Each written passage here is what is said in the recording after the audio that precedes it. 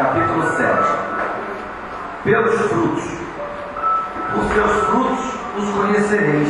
Jesus, Mateus capítulo 7, versículo 16.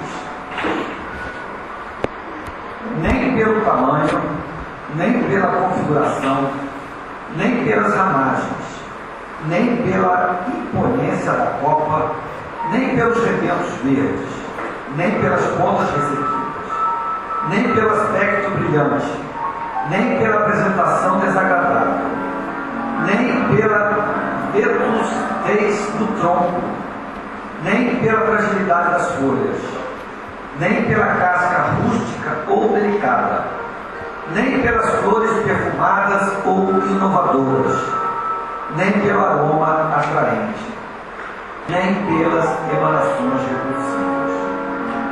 Árvore alguma será conhecida ou amada pelas aparências exteriores, mas sim pelos frutos, pela utilidade, pela produção. Assim também nosso espírito em plena jornada. Ninguém que se consagre realmente à verdade dará testemunho de nós pelo que parecemos, pela superficialidade de nossa vida, pelo epiderme de nossas atitudes ou expressões individuais percebidas ou apreciadas de passagem, mas sim pela substância de nossa colaboração no progresso comum, pela importância de nosso concurso no bem geral. Pelos frutos os conhecereis. Pelas nossas ações seremos conhecidos. Repetiremos nós.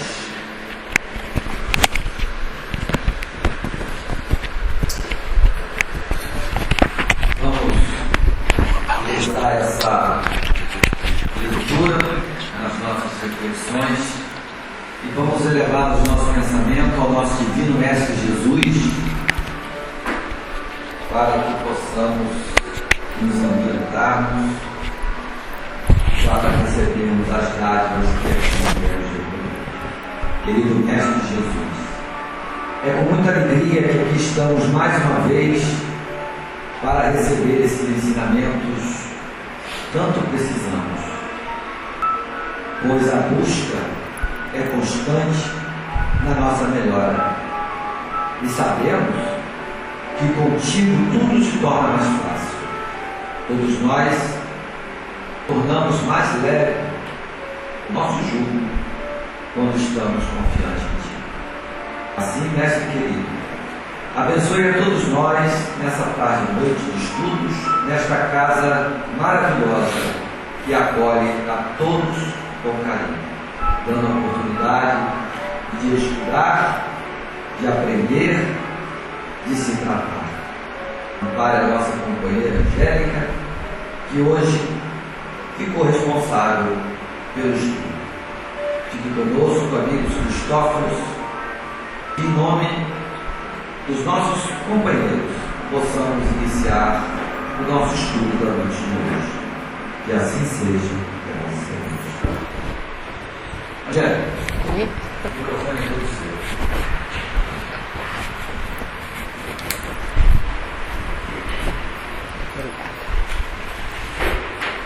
Boa noite, gente.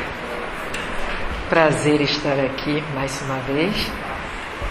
E o tema, o Wilson falou, e a abertura já falou tudo. Acho que eu vou sentar, não vou dizer mais nada.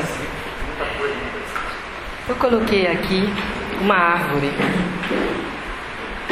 Algum de vocês poderia reconhecer que tipo de árvore é essa? Não? Essa árvore? É. Abacateiro? Não. Figueira? Não é, não. Também não. Ficou melhor? E agora? Não. Não parece, mas não é. Essas aí são peras. São peras. Essa aqui? Alguém sabe que árvore é essa? Também não? Então tá. E agora? Também não. Também não. E ficamos sem saber, né? Bom. Porque a gente não está vendo fruto, né?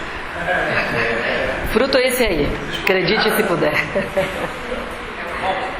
A primeira árvore é uma árvore que dá peras, né? E quando vocês viram o fruto, reconheceram rapidamente.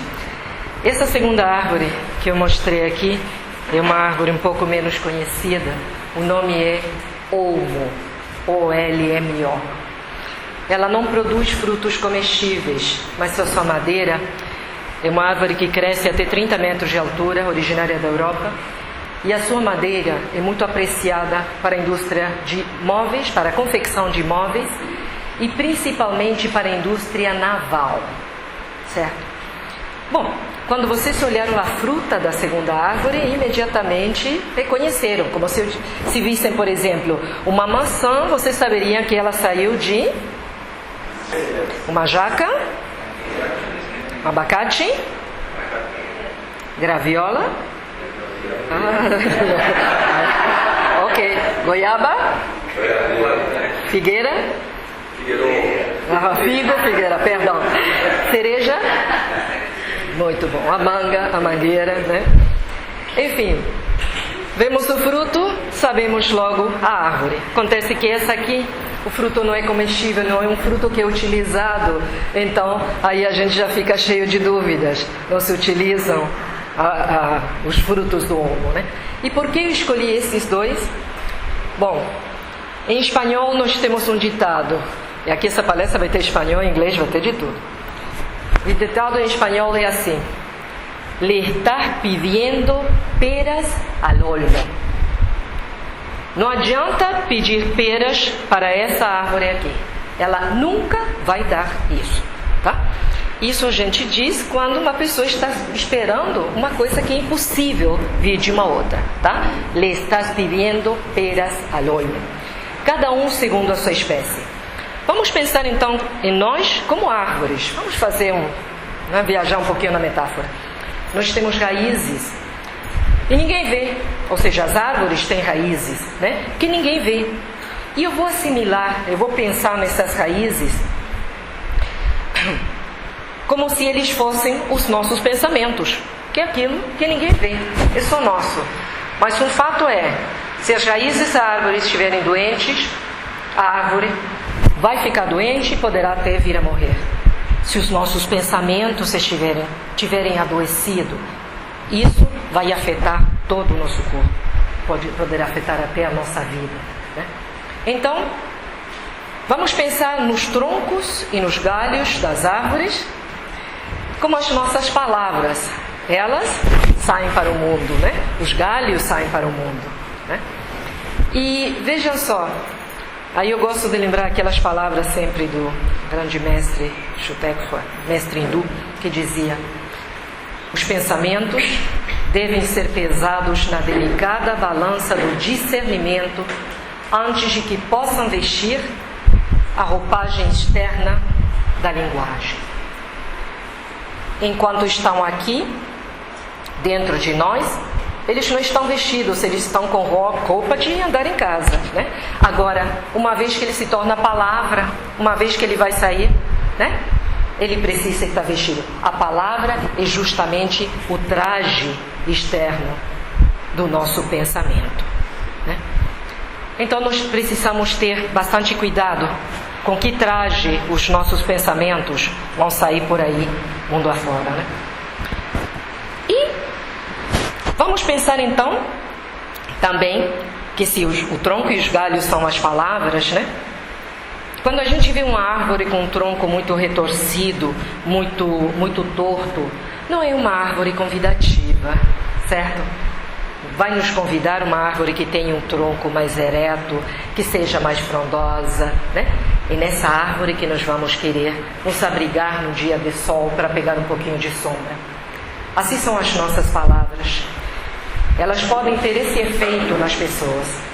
As palavras, elas podem confortar, podem acalentar, elas podem acalmar, fazer com que as pessoas nos procurem para se sentar à sombra dessas palavras que a gente profere, que a gente diz, né? Mas também as palavras poderão fazer com que as pessoas se afastem de nós. Então nós precisamos ter cuidado com as palavras. E finalmente temos os frutos. Então é preciso fazer com que os frutos se pareçam com alguma coisa. Os frutos para mim são as obras, né? Aquilo que nós vamos dar ao outro, né? Os frutos podem alimentar, como também podem envenenar. Se eles são doces, eles poderão alimentar e adoçar a vida das outras pessoas. Se eles forem amargos, eles deixarão muitos com fome ou provocarão até mesmo um grande desagrado, né? Então, antes da gente pensar em avaliar os frutos dos outros, né, vamos pensar um pouco nos nossos próprios frutos. Será que nós sabemos avaliar os frutos que nós mesmos produzimos? Sabemos que todos somos frutos em processo de amadurecimento. Somos todos obras em execução, ainda inacabadas. Jesus foi o único fruto, né? Foi o único ser que é completo, não foi uma obra inacabada, é a obra completa, né? E ele não precisava evoluir como nós que evoluímos a cada dia, com cada experiência, por menor que seja, né? Ele não precisava disso, né? Ele precisava simplesmente pegar a sua sabedoria e fazê-la, alinhá-la com as suas ações, né? Mas não é o nosso caso, lamentavelmente. Então nós devemos observar deliberadamente o fruto que nós produzimos, ou seja, as nossas obras. E nós precisamos nos dedicar conscientemente a melhorar a qualidade dos frutos que nós produzimos, né?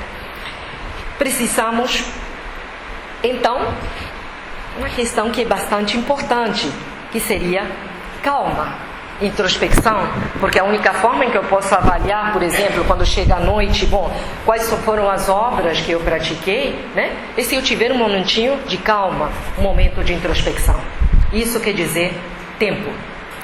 Tempo, na nossa sociedade moderna, é o grave problema, né?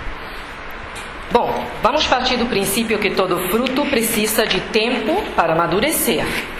Nós também, né?